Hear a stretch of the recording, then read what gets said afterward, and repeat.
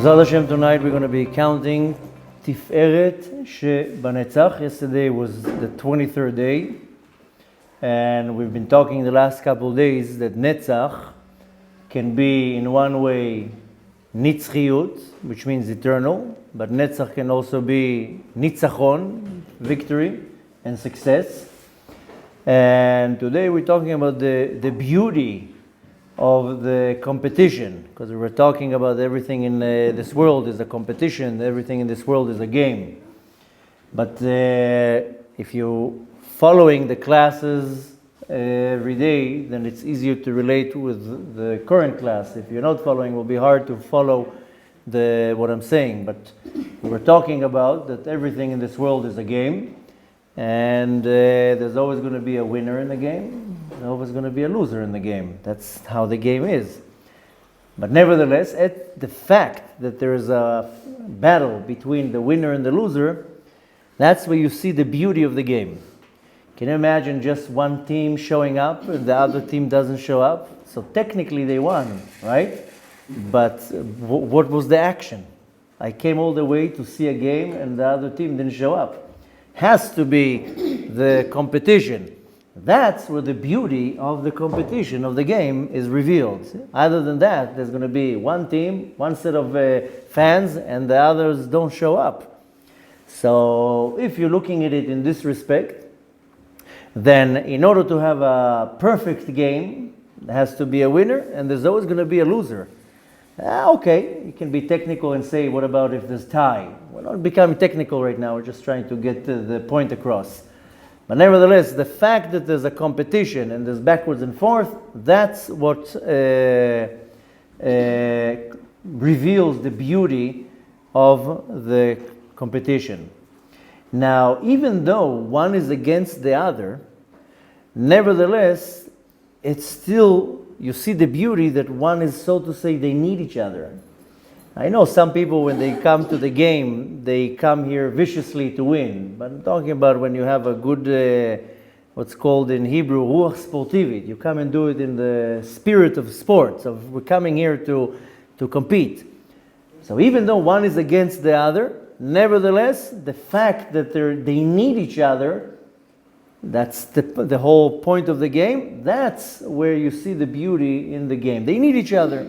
It doesn't matter right now, the winner or the loser, but they still need each other. So the beauty, the Tiferet here, is to beautify and to praise the other.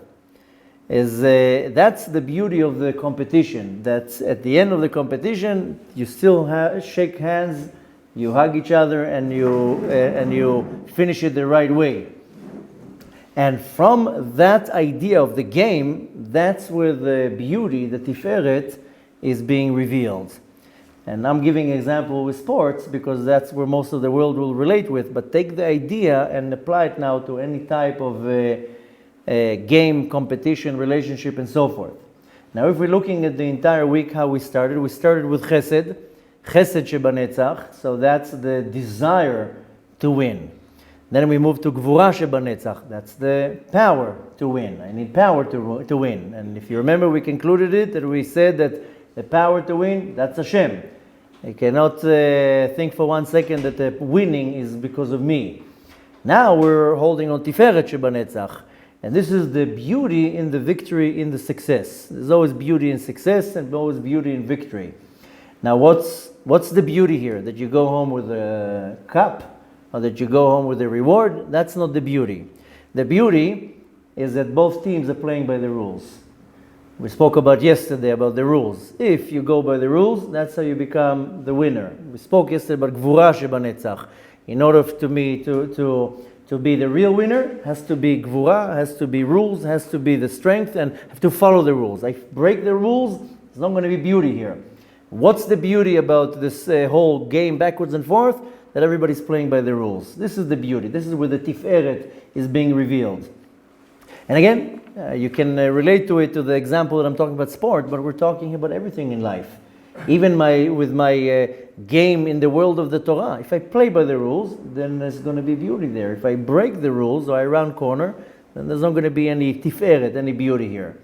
Now, when you're looking at the idea of beauty, what are you expecting from beauty, or what causes beauty, is the fact that things fit. If you now take a lot of beautiful things but put them together and they don't fit, it ruins the harmony. Then it's not so pretty anymore.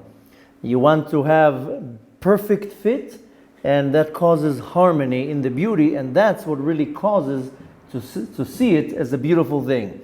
When both sides are playing by the rules, and they're both obeying the rules and not trying to cheat or try to overpower each other in a way that is breaking the rules, that's where the beauty of the corresponding is being revealed.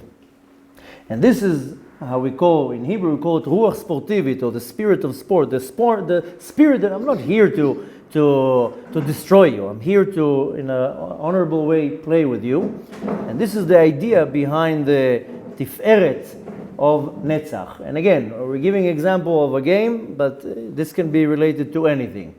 Now, even though in any type of a competition, there's always going to be a winner, and then there's always going to be a loser. That's how it works. But there's a but there.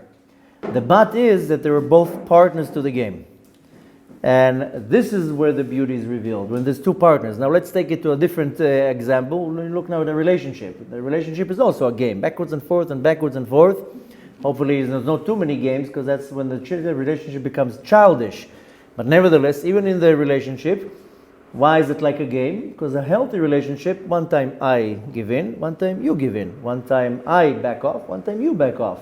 One time we decide to go to Italian, one time we decide to go to sushi. Each time is different. So there's always going to be a winner or a loser, so to say. But the beauty is that they're both sides are working together.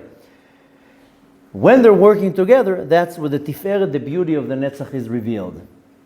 Now, the idea that they're both joining, that's what's allowing the game to happen.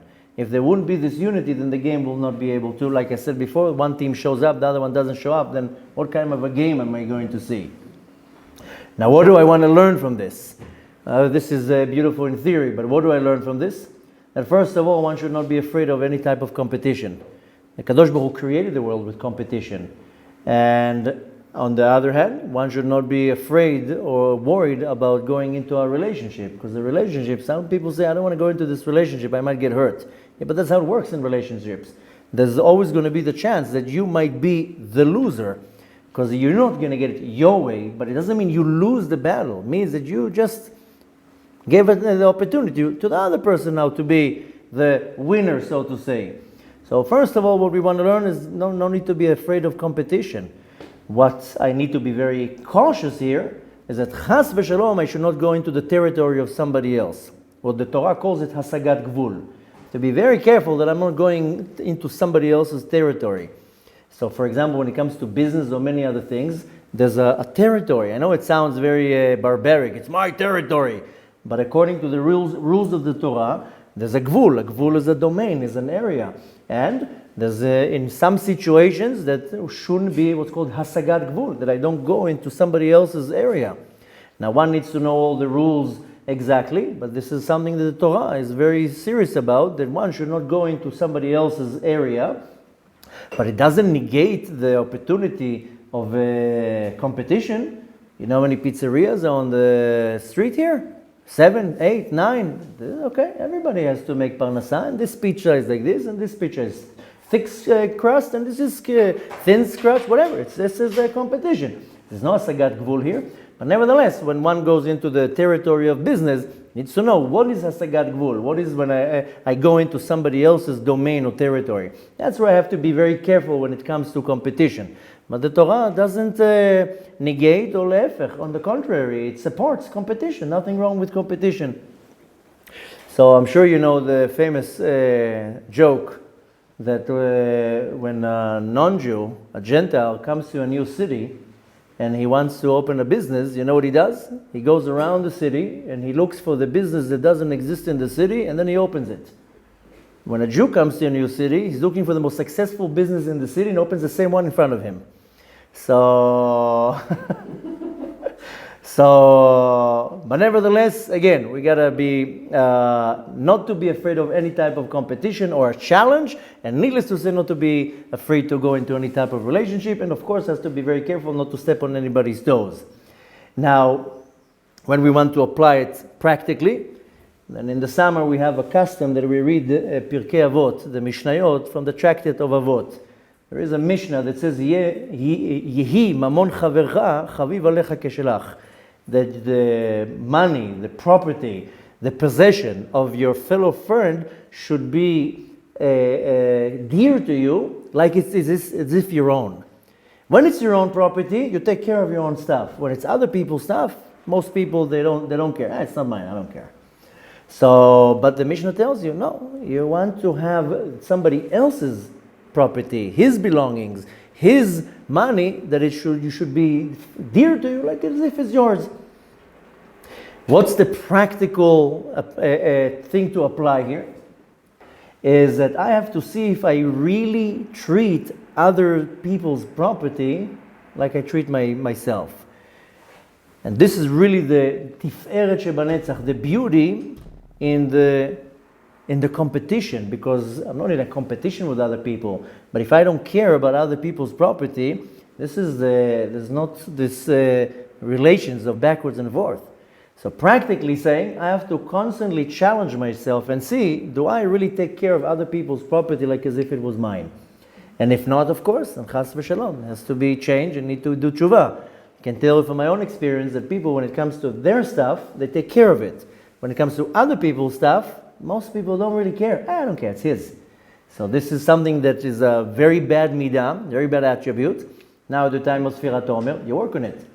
Another thing that we have to focus on is that there's a severe thing that is called gezel. Gezel is type of a robbery, but it's not really stealing. Stealing is when you come at night and you break through the window and you come and steal something. Gezel is that the other person loses financially, has a financial loss from it, and sometimes it can be a little bag of ketchup that you go into some restaurant and you took, the little bags of ketchup that cost 3 cents, and you just took them on the way because you know that tomorrow you're going to need it. This is gezel in many situations. People come to a hotel, they give you these little shampoos to use in the hotel, not to go to the cart of the cleaner and to take 10 home, unless they tell you it's okay. But nevertheless, gezel comes in many different forms. I'll give you one example out of many. We serve here coffee and tea, Keyad HaMelech. Everybody can come and enjoy the tea and the coffee. When you come to a class, some people come, they fill their hand with 20 tea bags and they go home. Unless they come and ask me for permission, this is gezel. Why are you taking that? This is not for you to fill your storages at home. So one person can be failing in gezel in something that is worth 10 cents. Not too long ago, we were talking about gezel in one of the classes, and a woman asked me, not too long ago, we went on camping. We stopped at a 7-Eleven to buy some drinks. I knew that the next day we're going to do a barbecue. So I went to the corner there where they have these stinky hot dogs that are there already on the grill for 3 days, and she took some ketchup bags. She was like, is this gezel? I told her, this is 100% gezel. Who told you can take these ketchup bags? Because you bought a bottle of water? If you buy a sausage there or a hot dog, you can use one of these ketchup bags on your bun. It's not for you to take them home. So yeah, you did gezel in a value of 30 cents. A soul will come in a reincarnation again because it owed somebody 30 cents because he took a bag of ketchup. So gezel is a very severe sin, and this is the same territory, hasagat gvul, that I don't care about somebody else's property, their belongings, their values, their money. So especially today, you have to be very careful in two things. A is to challenge yourself. Are you really taking care of other people's property like as if yourself? You know where you see it the most? Most people, when they rent a car, Hashem Erachem, what they do to this car. They try any type of ability what the car can do. How fast it can go in reverse. How fast it can go in speed bumps. How fast it can take turns. I don't care, it's on my car. This is exactly what I'm talking about, a practical example. Your car, you go like this. Before the speed bump, you slow down, so you go slowly on the speed bump. If it's a rental, can care less. So again, it's a very bad midah, and the Mishnah teaches me, take care, have a cautious and care to other people's property like as if it was yours. So this is another way of looking at the beauty, the Tiferet Netzach. And like I told you, also check yourself if you do any gezel. This is the time to really think, have I done anything that gezel? Gezel is almost impossible to fix, because can you remember what you did 20 years ago? You went into a pizzeria and they give you these sauces and you took some bags home. No, they gave it to you to use on the pizza here. And unless they tell you you can take it home, you're not allowed to take it home, even if it's a tissue that is worth a cent. Some people go into a restaurant, they don't even sit in the restaurant, they just take a bunch of tissues to have in the bag. When I need to sneeze. This is gezel. Of course, gezel can be in many big things, but you want to be very careful in the small things, and now is a good time to do tshuva. Which needless to say, to do tshuva on gezel is not so easy, because you don't know how to evaluate it and where it came from. So the way to fix gezel is to give other people with no conditions. You do achnasat orchim, you give tzedakah, you feed people, help people financially and so forth. You have to somehow balance it out. And when you go by the rules, because gezel is the easiest thing to do. You didn't break in through somebody's door at 3 o'clock in the morning and cameras look at you. Gezel, you can do it in broad daylight in front of everybody. But when you play by the rules, even a 30-cent handkerchief, no, this is not mine. Can't touch it. This is playing by the rules. And when you play by the rules, that's when you expose the beauty of the Netzach. And needless to say, that this is one of the most important things, to make sure that I take care of my surroundings like as if it's my own, and I'm cautious not to chas v'shalom go into somebody else's territory to take, to embezzle, to cheat, to hurt financially in many other ways. You follow the rules, then you bring out the beauty, the Tiferet Netzach.